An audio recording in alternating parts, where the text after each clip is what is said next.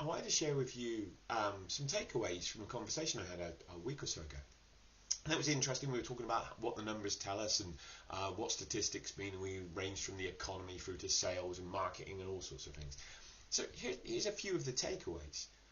In the last 5 years, so 2019 to 2024, so last 5-year period we've got some information for, the CPI, the Consumer Price Index, which is how the government measures inflation, rose by 24%. That's the cost of living increase that you experienced. But actually the Retail Prices Index, which is what they used to use, which includes house prices, and the Consumer Price Index doesn't, but we do all live somewhere, rose by 34%. And any of us that go shopping will tell you that it's closer to 34% than it is 24%. That's interesting. What's shocking is in the same period, GDP, or all the money that all the businesses in this country sold, rose by 11%. Not profit, revenue rose by 11%. And in order to just stay flat, businesses would have need to have increased profits by 34% in the same period. And they didn't. It was 11%.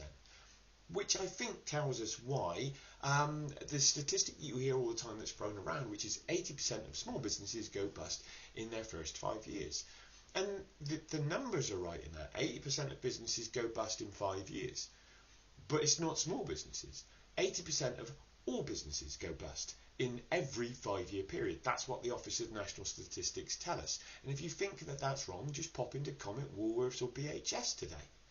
So that's a contributing factor. Now those figures are from the ONS, they're from the government. I'm going to give you some of my figures over the last 10 years, thousands of businesses I've talked to. It takes me somewhere in the region of about 100 businesses, so I need to reach out to 100 businesses to get 3 of them to be prepared to have a conversation about how I can help them grow their business. Which is interesting because when I mentioned GDP only rose by 11%, if you look at the number of businesses, about 20% of businesses manage to match inflation, which is why 80% of them go out of business, because inflation goes up and the business doesn't. But only about 3% outperform GDP, outperform inflation. So 3% are willing to seek help, and 3% manages to grow consistently. I'm not even saying they're the same 3%. I can't prove that. And it's not my help that I'm talking about. This is way bigger than me. But if you want to grow your business, if you want to outperform inflation,